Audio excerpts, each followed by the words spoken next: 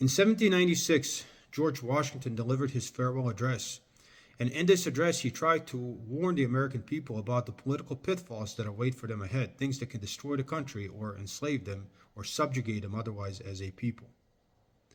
He began his address by saying that he is not running for re-election and that he is offering this as advice as a concerned citizen who loves his country and as a person that sat down and thought about this for a very, very long time.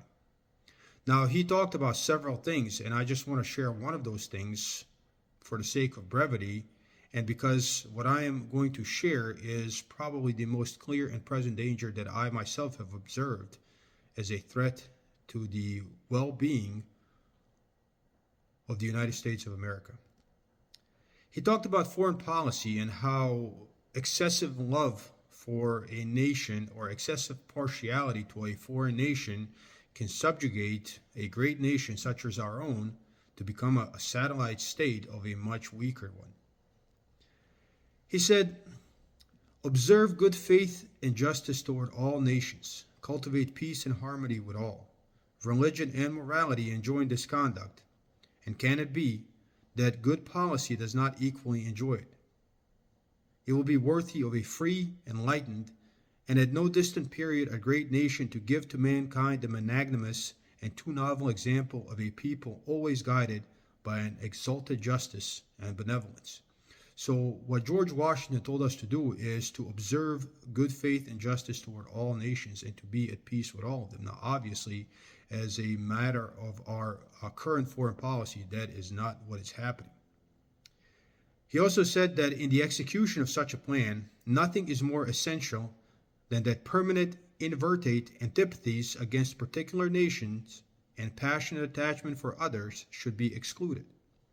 So he said, as you are trying to observe good faith and justice toward all nations, one of the most important things in the execution of such a plan is to avoid permanent antipathies or permanent hate against some nations and permanent passionate attachment for others.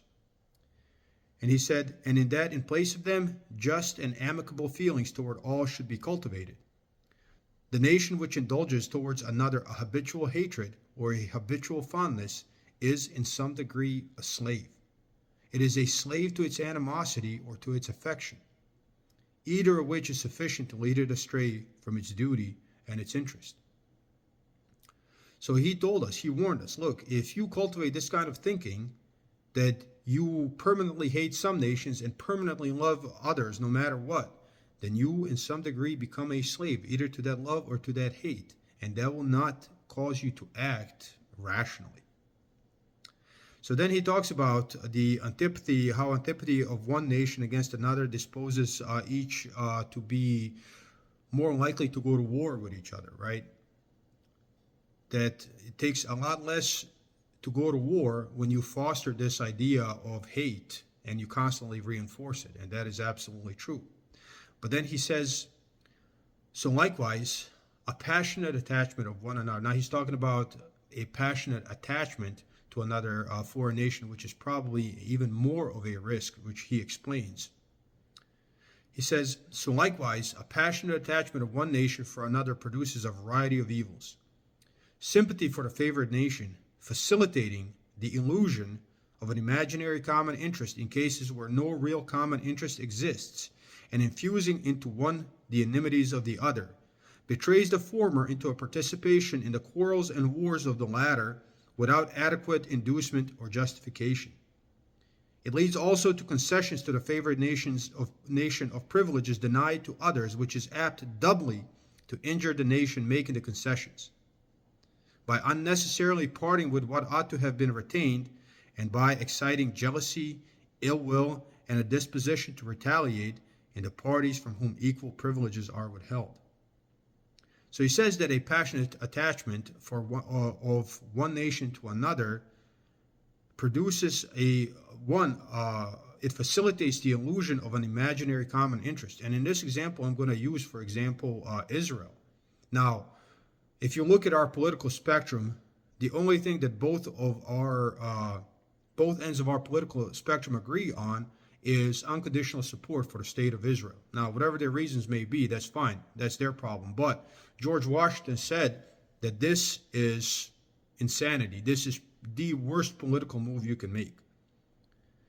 It facilitates the illusion of imaginary common interest. Look, when you really think about Israel and as it is, if you just think about, for example, what they're doing in the West Bank.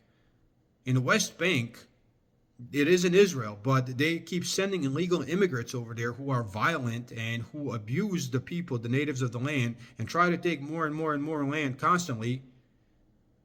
And then they pretend like they are the victims. So they practice apartheid in the West Bank. There's no Hamas in the West Bank. They practice apartheid there. They practice systemic racism. They encourage illegal immigration of one ethnic group to displace another. There is pure systemic racism there. And then we know what's happening in Gaza now. So we as America have had our problems with racism and stuff, but we are nowhere near that anymore. That's like 1950s. We worked very hard to get over that. So we have no common interest with them, even though they claim that they are the only democracy in the Middle East and somehow our only ally.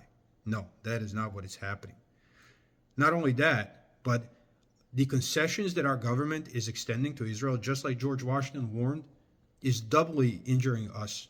Not only are we giving them exorbitant amounts of money and weaponry, but we are also using our political clout on the international stage to veto resolutions that make us look like savages, like for ceasefire. And we're the only ones. We are isolating ourselves by serving a foreign nation, exactly like George Washington warned us against.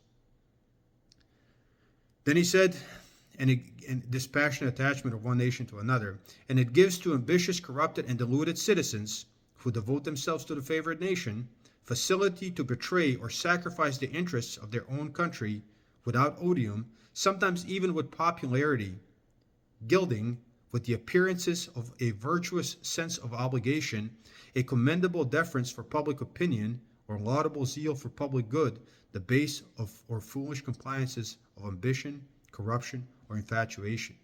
So basically, it gives the ambitious, corrupted, or deluded citizens a facility to betray the interests of our own nation by trying to do whatever is necessary to benefit the foreign nation, as is happening.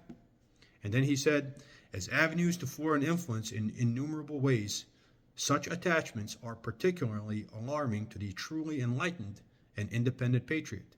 How many opportunities do they afford to tamper with domestic factions, to practice the arts of seduction, to mislead public opinion, to influence or awe the public councils?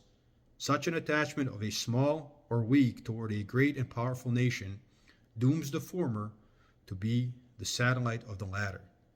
Against the insidious vials of foreign influence, I conjure you to believe me, fellow citizens, the jealousy of a free people ought to be constantly awake, since history and experience prove that foreign influence is one of the most baneful foes of a republican government. This is what George Washington tried to warn us about.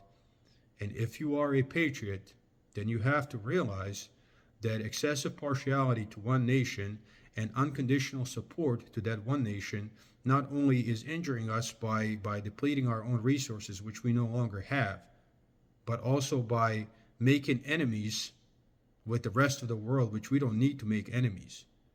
If we didn't have this kind of a foreign policy, we could easily do business with 1.5 billion Muslims and make money, which is what he said to do. The great rule of conduct for us in regard to foreign nations is in extending our commercial relations to have with them as little political connection as possible. That's what he wrote. Do business with people. What we are doing, what our government is doing, not us. What our government is doing is for Israel, is injuring our own nation and making us look like fools for no reason whatsoever. And it gives those among us who are corrupted and deluded and devoted to a foreign nation the ability to, even with popularity, sacrifice the well-being of our nation, just like George Washington warned us against. So I think every independent patriot needs to think about this.